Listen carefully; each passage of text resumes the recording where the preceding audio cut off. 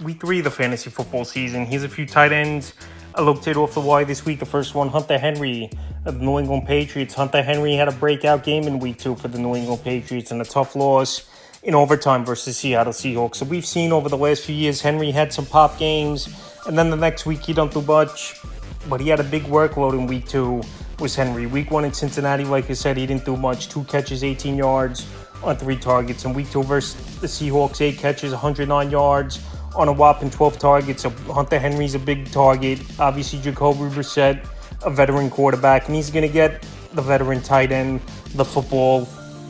And Brissett's always been a quarterback that targets a tight end. He's not that much of a deep thrower down the field, likes work in the middle of the field, so that obviously will help Henry as the season goes on. Now, quick turnaround, Week 3 matchup at the New York Jets, where their defense has been hit or miss so far in the early going, and Hunter Henry possibly could be the number one target in this Patriot offense. We saw Jalen Polk score a touchdown, but only on 2 catches. Demario Douglas, those other guys really didn't do much. And I think right now, Hunter Henry is a solid option available still in tons of fantasy leagues. At 76%, the next tight end, Mike Gesicki of the Cincinnati Bengals. So far in the first 2 weeks, Gesicki's had a pretty good role in this offense for the Cincinnati Bengal team.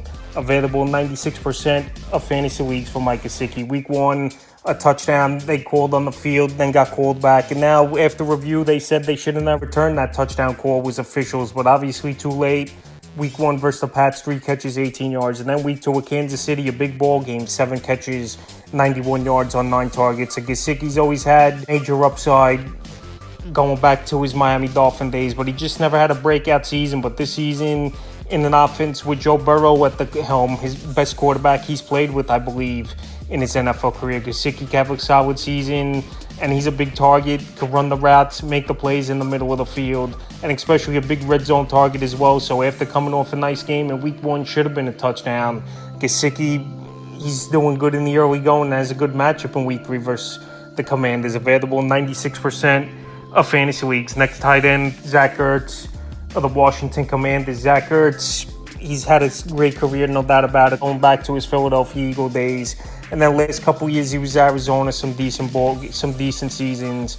And now the starting tight end for this Washington Commander team. And obviously a young quarterback's security blanket. Top targets are usually the tight end position. Week 1 at Tampa Bay, 3 catches, 28 yards. And Week 2 versus the Giants, 4 catches, 62 yards in that ball game. So Week 3, a middle of the pack matchup at Cincinnati, even though they shut down Travis Kelce in that Week 2 ball game. I think Zach Ertz in deeper leagues is a decent option.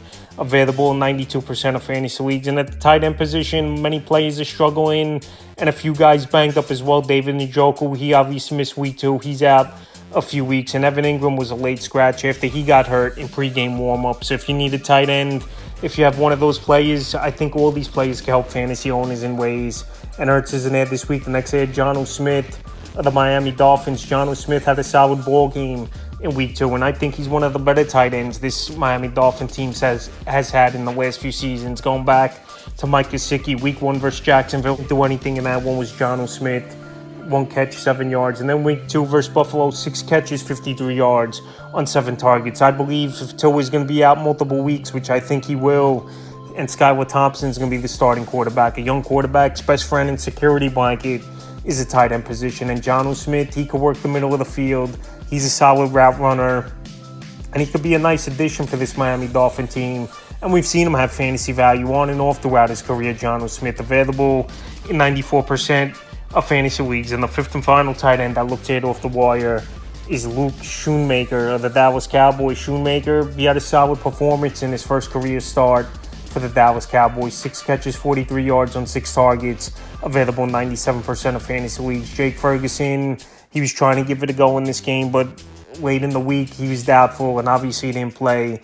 And this offense, and Dak Prescott is always like the tight end position. Going back to his days with Jason Witten, so Schoonmaker, he's a decent route runner. Yards after catch he showed in the Week 2 blowout loss versus New Orleans Saints. And I think if he continues to be in the starting lineup, he could have some fantasy value in 12-team leagues or deeper, available in 97% of fantasy leagues. And he's only an ad if Ferguson, once again, is going to be out. So that's a few tight ends I looked at off the wire for Week 3 of the fantasy football season.